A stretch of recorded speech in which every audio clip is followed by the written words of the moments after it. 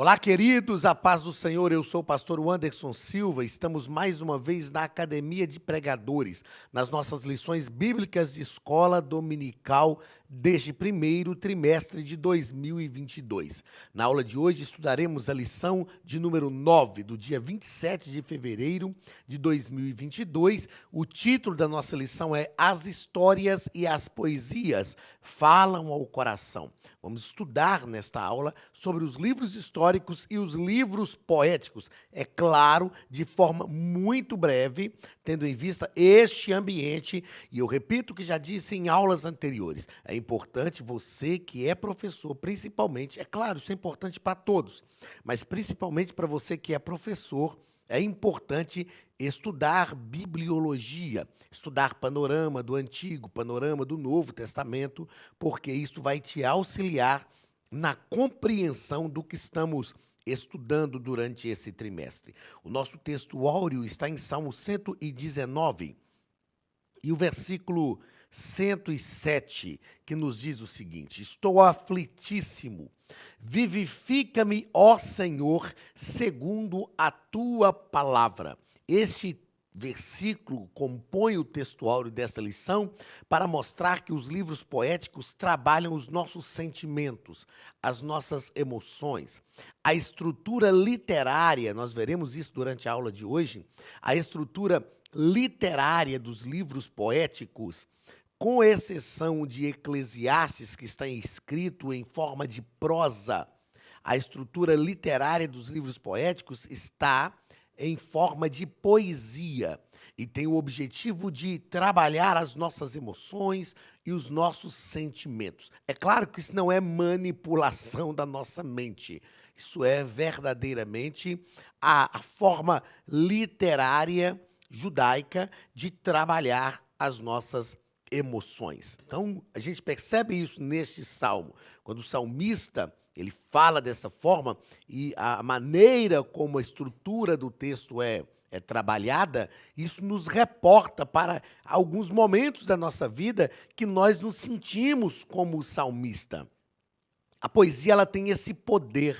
A gente lê o texto, estou aflitíssimo, e a gente tem a sensação que está percebendo totalmente o sentimento do escritor, o sentimento do salmista. Isso porque nós também já enfrentamos algumas situações semelhantes a estas, e isto é algo magnífico na estrutura da poesia judaica. Verdade prática. Os livros históricos e poéticos mostram a sabedoria, a soberania e a sabedoria divinas. O relato dessas verdades produz fé e esperança em nossos corações. O relato dessas verdades produz fé e esperança em nossos corações e demonstram a soberania e a sabedoria divina. Soberania nos faz compreender que Deus está sempre no controle de todas as coisas. A soberania de Deus é diferente do seu poder, né? Deus é poderoso, ele pode tudo, mas ele é também soberano, ou seja, ele não precisa pedir autorização para ninguém. Ele decide conforme a sua própria vontade, não há ninguém sobre ele. Então, essa soberania divina nos faz confiar em Deus e saber que o que Ele faz é melhor para a nossa vida. E essa sabedoria de Deus vem sobre a nossa vida e nos ensina a trilhar os caminhos certos. Palavra-chave é coração. É claro que coração aqui voltado para o significado que coração tem, principalmente nos Salmos, o centro da nossa vida, o centro das nossas vontades, dos nossos desejos. Os objetivos da nossa lição, que são os objetivos específicos, são, primeiro, destacar as narrativas de Josué e Juízes e apresentar as histórias dos reis de Israel e Judá. Segundo objetivo, conhecer a estrutura e características da literatura bíblica, poética e de sabedoria. Isso é importante, entender esta característica. E terceiro, mostrar os princípios práticos para a vida cristã. Nós já falamos isso aqui em aulas anteriores, os livros poéticos nos ensinam princípios divinos para a nossa vida cotidiana. Então, esses são os nossos objetivos para a lição de hoje.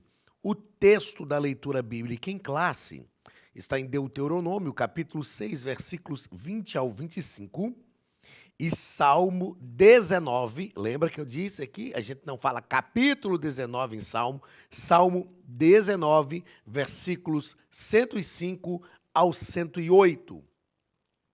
Quando teu filho te perguntar no futuro, dizendo: que significam os testemunhos e estatutos e juízos que o Senhor nosso Deus vos ordenou?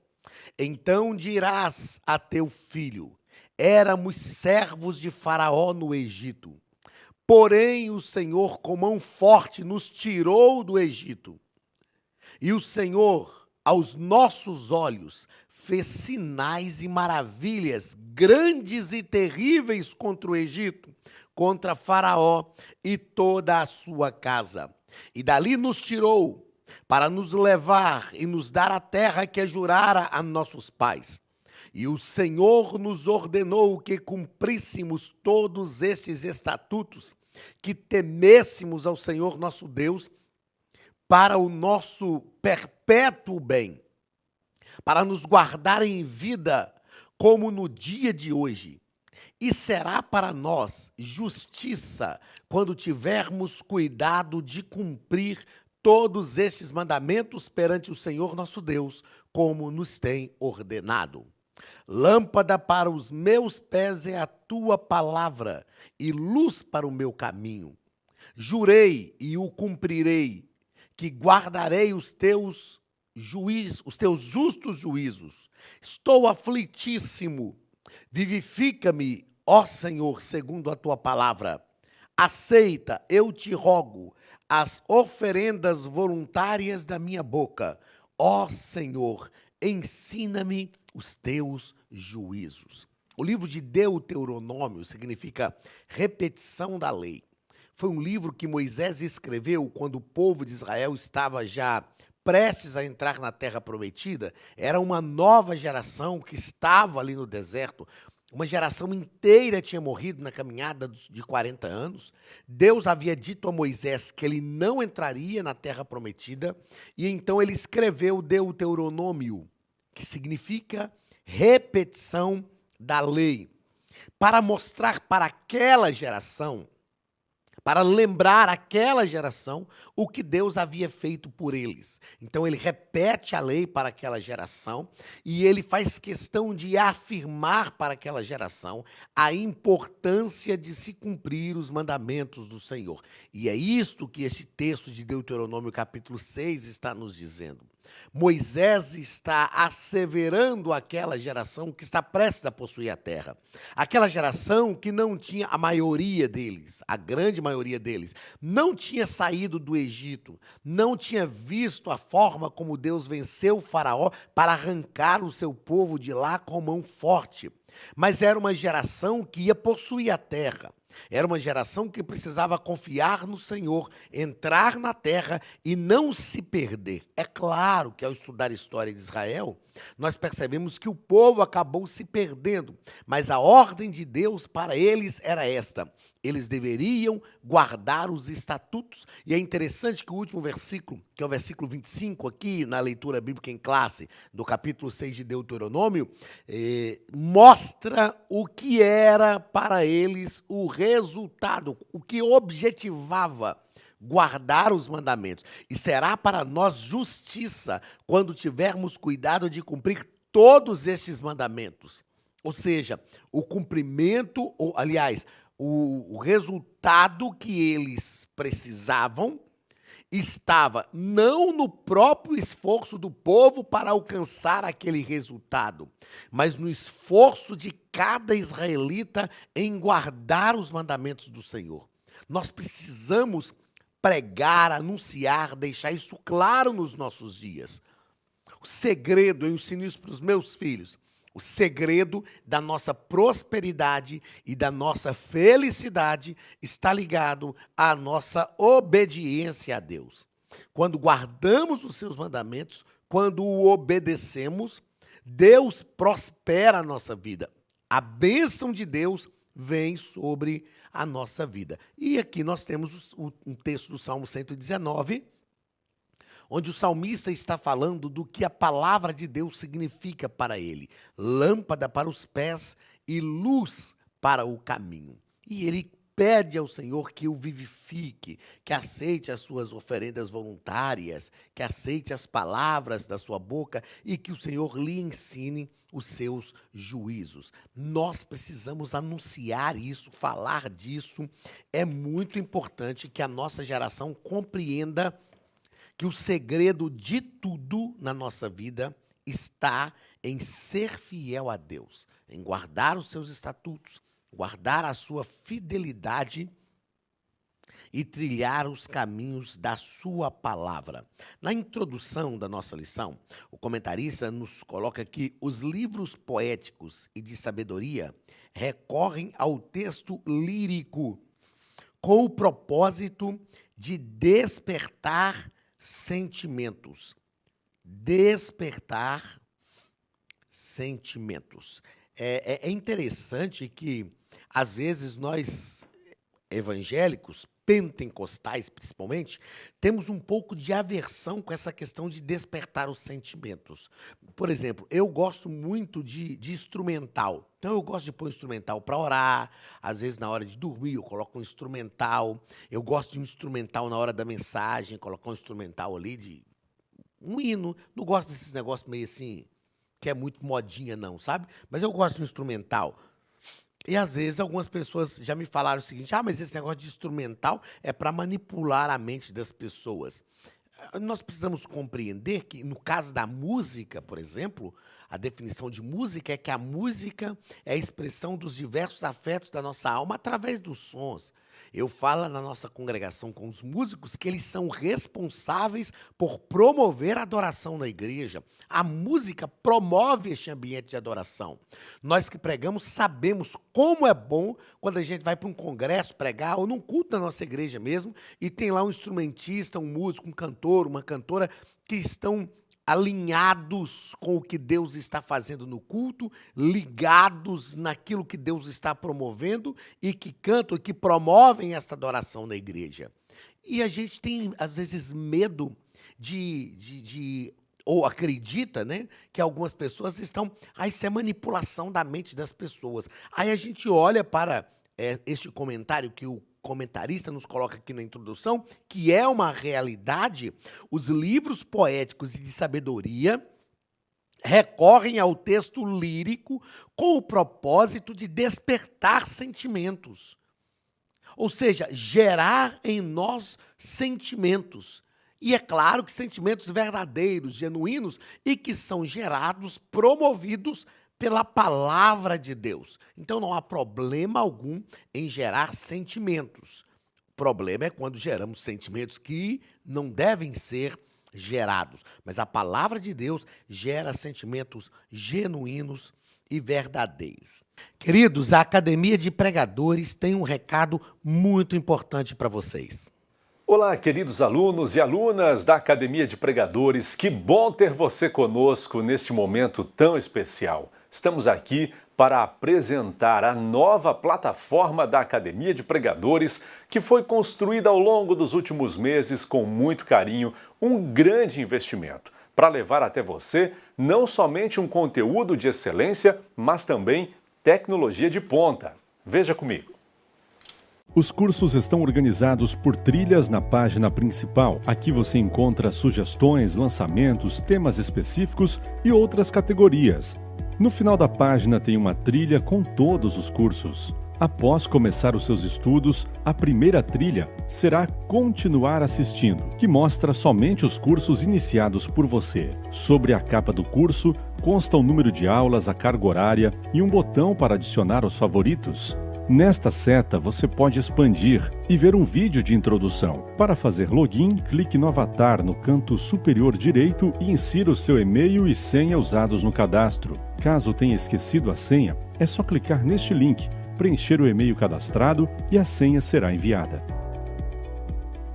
No canto superior esquerdo fica o novo menu do portal. Ao abrir um curso pela primeira vez, você vê as informações do curso e do professor. E na lateral, ou logo abaixo se for no celular, está a lista de módulos e aulas.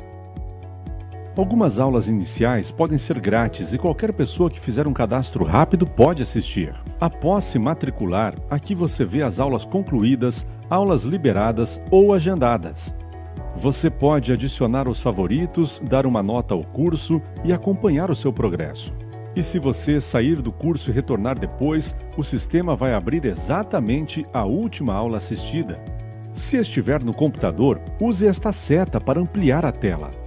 Logo abaixo da videoaula você encontra os links para baixar anexos, como áudio e apostilas. E neste campo em branco, pode fazer as suas anotações enquanto assiste.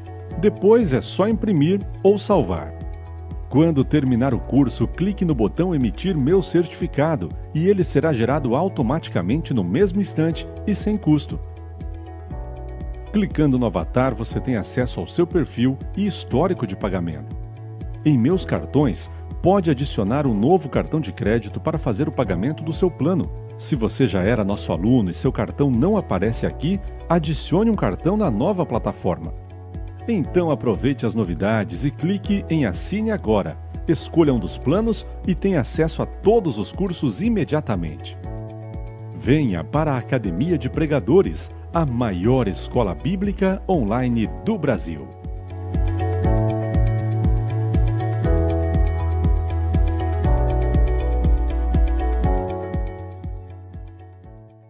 Primeiro ponto, as histórias do Antigo Testamento.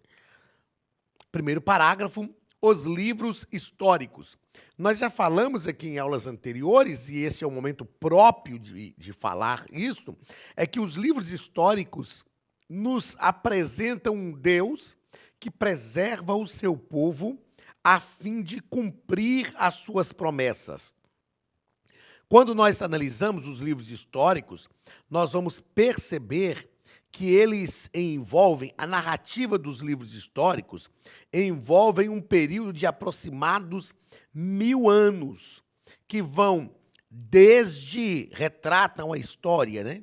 Retratam a história de Israel desde a entrada em Canaã, por volta do ano 1400 a.C., até o tempo de Esdras e Neemias, por volta do ano 400 a.C., ou seja, um período de aproximados 1000 anos. São os registros que as narrativas dos livros históricos envolvem, abarcam aí um período de 1000 anos. E é interessante que neste período o povo de Israel oscilou muito no seu ânimo, na sua vida espiritual, mas Deus preservou o seu povo. Então, é importante entendermos isso.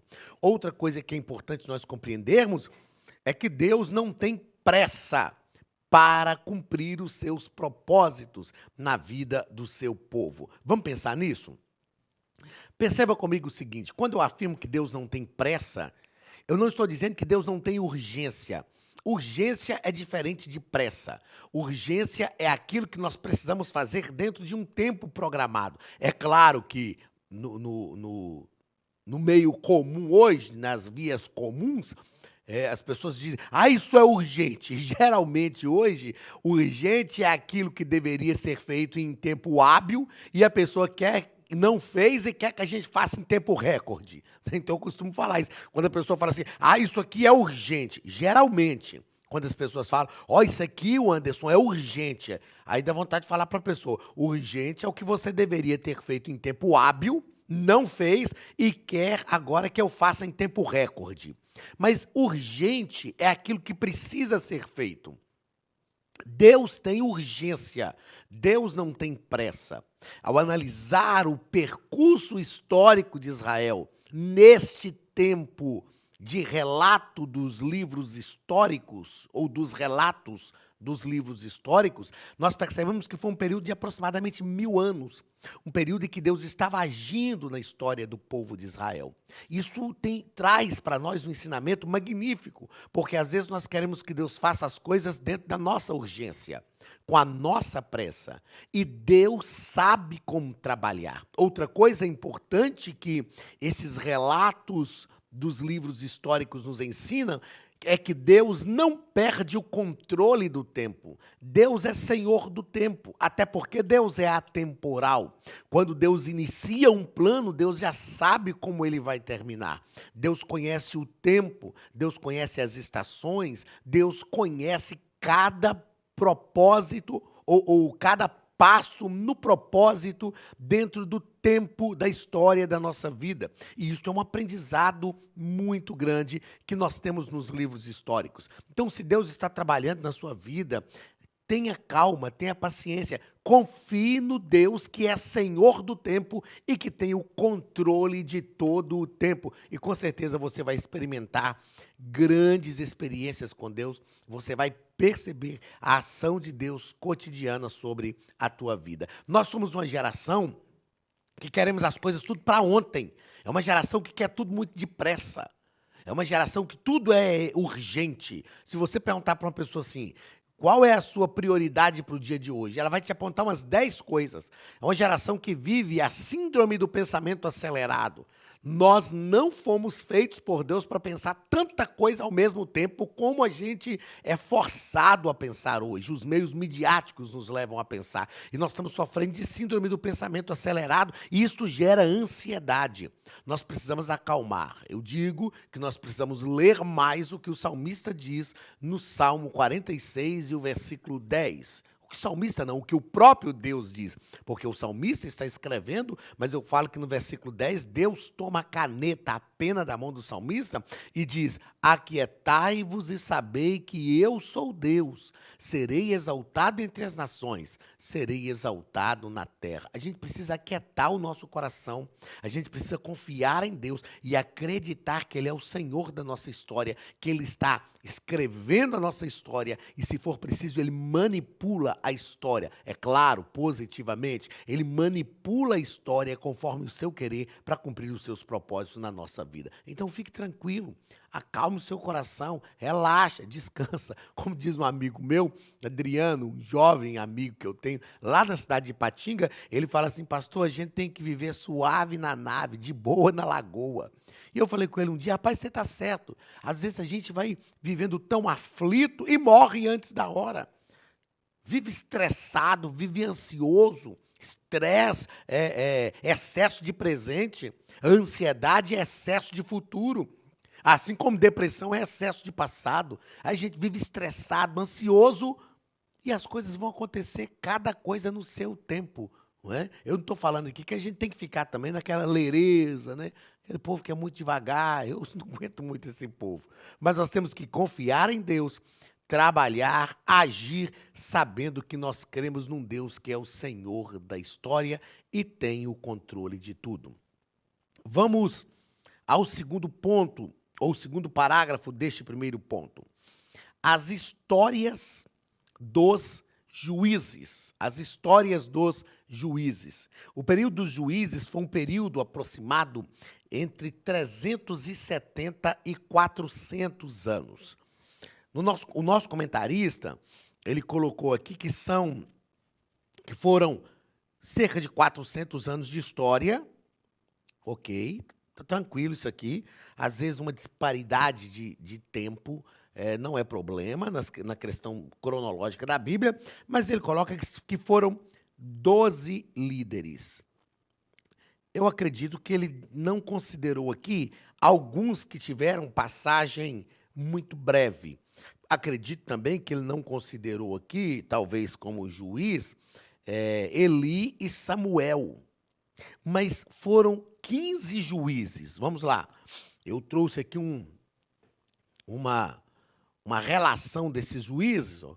Foram 15 juízes. 15 juízes. E aqui nós temos todos os textos bíblicos que tratam desses juízes. Então, o primeiro juiz foi Otiniel, livrou Israel do rei da Mesopotâmia. O segundo juiz, Eude, expulsou os amonitas e os moabitas. O terceiro, Sangar, matou 600 filisteus e salvou Israel. Quarto, que foi, na verdade, foram 15 homens e 14 mulheres. A quarta, que foi juíza, foi Débora, que associou-se a Baraque e venceu os cananeus. O quinto juiz foi Gideão, que expulsou os midianitas do território de Israel. O sexto juiz, Abimeleque, pseudo-libertador, sem autoridade divina, mas ele liderou. Possivelmente, o nosso comentarista não considerou esse juiz aqui, né? Mas ele liderou o povo por um pequeno período, sem autoridade de Deus, mas liderou. O sétimo juiz, Tola, que subjugou os amonitas. Jair subjugou os amonitas. Jefté subjugou os amonitas também. Ibsã, que perseguiu os filisteus. Elon, que perseguiu os filisteus. Abdon, que perseguiu os filisteus. E Sansão, que foi o maior juiz, o mais poderoso e o que morreu de forma mais trágica. Eli, que foi também sacerdote, né, juntamente com seus filhos, Ofni e Finéias, julgou a Israel como sumo sacerdote. E, por fim, Samuel, que foi sumo sacerdote também, substituiu Eli, julgou o povo de Israel, foi profeta também e ungiu o primeiro rei de Israel, que a gente vai falar dentro do corpo da lição daqui a pouco, que foi o rei Saul. Então foram 15 juízes, estão aqui todos os relatos bíblicos, né, no livro de Juízes, Juízes capítulo 3, a partir do versículo 9. No comentário da lição, o comentarista coloca a partir do versículo 11, mas não tem problema, porque é a partir mesmo do versículo 11 que a gente vê Otiniel subindo ao trono, subindo ao trono, não era rei, né? Otiniel aparecendo como juiz. E depois os textos de 1 Samuel, capítulo 4 e o capítulo 7, que falam de Eli e falam também de Samuel. Então aqui está a relação de 15 juízes desse período dos juízes. A história dos juízes, o período dos juízes, é também um período que nós chamamos de período de altos e baixos da história de Israel, porque o povo de Israel ficou sem liderança. Josué introduziu o povo na terra, não conquistou toda a terra prometida. A Bíblia diz que Josué morreu, a tribo de Judá começou a liderar. A gente aprende isso estudando a história de Israel. A tribo de Judá liderou, assentou-se na terra e o povo ficou sem liderança. E a Bíblia diz que cada um fazia o que achava melhor. Eles se desviaram e Deus permitia nações vizinhas oprimir o povo. Então eles se arrependiam e Deus levantava um juiz, livrava o povo. O juiz morria, eles se desviavam de novo e Deus permitia outra nação vizinha oprimi-los. Eles clamavam a Deus, Deus levantava outro juiz e libertava o povo. E foi esse período de altos e baixos da vida de Israel. O último juiz que foi profeta, que foi sacerdote, foi Samuel e ungiu o rei Saul como rei de Israel. Terceiro parágrafo do primeiro ponto, a história dos reis de Israel. Na história dos reis de Israel, nós temos o que chamamos de período do Reino Unido e período do Reino Dividido. Período do Reino Unido foi com Saul, Davi e Salomão. Saul foi escolhido por Deus. Eu achei magnífico o nosso comentarista colocar isso aqui. Deus constituiu Saul como rei de Israel. Porque eu já ouvi muita gente pregar e ensinar que Davi é o rei segundo o coração de Deus e Saul o rei segundo o coração do povo. O povo pediu um rei. Lá em Deuteronômio, Moisés escreveu e disse para o povo: vocês vão entrar na terra e vão querer um rei conforme as nações vizinhas. Não façam isso. E eles fizeram. Assim como fizeram tudo que Moisés, acho que falei Samuel, né? Mas tudo que Moisés disse para eles não fazerem em Deuteronômio, eles fizeram. Inclusive pedirem o rei. Mas quem escolheu Saul como rei foi Deus. Então, Saul liderou, foi o primeiro rei, depois cometeu falhas, o próprio Deus depôs Saul do trono, rejeitou Saul, Davi assumiu, depois de Davi, Salomão, e depois de Salomão, Roboão. E com Roboão, o reino de Israel se dividiu em reino do norte e reino do sul. Reino do sul, 2 tribos, capital Jerusalém. Reino do norte, 10 tribos, capital Samaria. E estes reinos foram depois para o cativeiro por causa da idolatria, por serem um povo de dura serviço, por não se humilharem diante de Deus.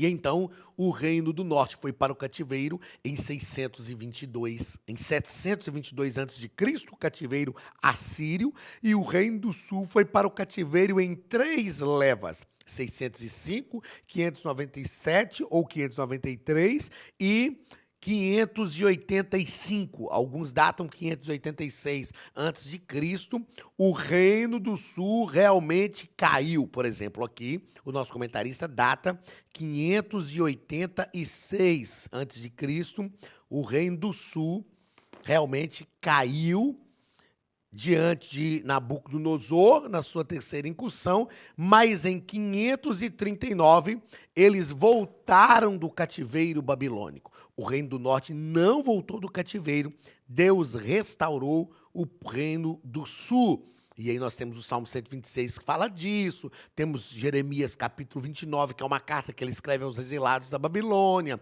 temos o profeta Ezequiel, que estava no cativeiro e mostra essa restauração que Deus faria, o próprio profeta Daniel, que entendeu que eram 70 anos e começa a orar ao Senhor para que o Senhor restaurasse o seu povo. Segundo parágrafo, ou segundo ponto da nossa lição, os livros poéticos e de sabedoria do Antigo Testamento, os livros sapienciais e poéticos,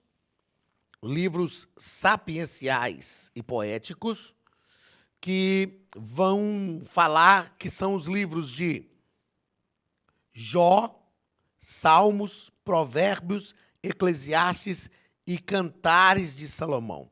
Como eu disse anteriormente, Eclesiastes foi escrito quase todo em prosa. E os outros livros foram redigidos, em sua maioria, em forma de poesia. A prosa é um gênero literário que diz respeito à maneira como nós falamos mesmo. A prosa retrata o modo normalmente como falamos. A poesia expressa sentimentos e pensamentos mediante versos que atingem o intelecto e as emoções. Então a gente percebe isso no livro de Eclesiastes. O escritor está escrevendo como se a gente mesmo estivesse falando. E Salomão faz uma reflexão sobre o verdadeiro sentido da vida. Já nos demais livros, nós temos um trabalhar das nossas emoções para nos ensinar sobre princípios divinos para uma vida bem-sucedida. Segundo parágrafo do segundo ponto, Eclesiastes, Provérbios e Jó são livros de reflexão. Eclesiastes fala do resultado negativo daquele que não aplica os princípios divinos à sua vida. Provérbios fala da felicidade daquele que aplica os princípios divinos à sua vida. E Jó fala sobre o sofrimento. E a grande pergunta no livro de Jó não é por que sofre o justo, mas é como o sofrimento do justo contribui com o seu bem, ok? Terceiro parágrafo do segundo ponto, Salmos e Cantares. Em Cantares de Salomão, eu já vi muitas pessoas ensinarem que fala do relacionamento entre Cristo e a igreja, não é, fala do relacionamento entre marido e mulher. É Deus mostrando que se marido e mulher estão unidos, isto promove a unidade do lar. É claro que isto é um tipo, é uma metáfora do relacionamento entre Cristo e a igreja. Mas Cantares de Salomão fala de relacionamento entre marido e mulher. E os Salmos falam de louvarmos a Deus em todo o tempo. Existe uma oscilação de ânimo no livro dos Salmos. Às vezes o salmista está feliz da vida dizendo: clamei ao Senhor e Ele me livrou de todos os meus temores. De repente o salmista diz até Deus: até quando eu vou clamar e o Senhor não vai me ouvir? Às vezes o salmista está motivado e ele diz: o justo sofre muitas aflições, mas o Senhor o livra de todas. De repente ele diz: Deus, o meu leito está banhado em lágrimas, as minhas lágrimas têm sido o meu alimento todo dia. E nós aprendemos com esta oscilação de ânimo no livro de Salmos que em qualquer circunstância, diante de qualquer situação, nós temos razões para adorar a Deus. Você não pode deixar de ler o livro, a Bíblia que Jesus lia, de Philip Yancey, que ele trata sobre essas questões. Ele faz, na verdade, uma interpretação hermenêutica do Antigo Testamento. Terceiro e último ponto da nossa lição, uma mensagem ao coração. Primeiro parágrafo, uma mensagem de soberania. Uma mensagem de soberania. Nós aprendemos, eu já falei sobre isso aqui, e o comentarista põe aqui no final deste ponto, que o nosso coração deve se aquietar, porque Deus é soberano. Ele age na história e nada acontece fora da sua vontade. E eu fiz questão de escrever aqui que Deus não é apanhado de surpresa. Isaías, no capítulo 6, fala assim: eu vi o Senhor assentado sobre um alto e sublime trono. Deus está assentado sobre o trono. Ele tem o controle de tudo. Então é uma mensagem de soberania. É uma mensagem também de sabedoria. A sabedoria divina para a nossa vida. E já tratamos aqui sobre isso. A sabedoria que nos faz, aliás, vamos tratar especificamente também sobre isso. É a sabedoria que nos faz caminhar, é a sabedoria que nos faz decidir certo. O que é sabedoria? Sabedoria é condição para aplicar bem o conhecimento adquirido. E o terceiro parágrafo do terceiro ponto, uma mensagem de adoração. É o que eu acabei de dizer, que a gente aprende com os Salmos, a adorar a Deus em qualquer circunstância da nossa vida. Esteja você vivendo o melhor momento da sua vida ou o pior momento que você acredita que já enfrentou.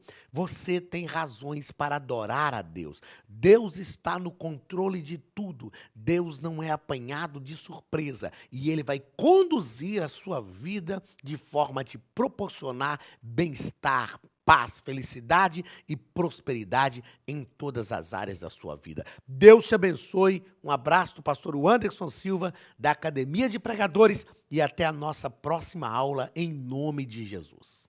Estude a Bíblia Sagrada de forma simples, pela internet, mas com profundidade. Desvende os mistérios da palavra e transforme completamente seu conhecimento bíblico e sua vida ministerial.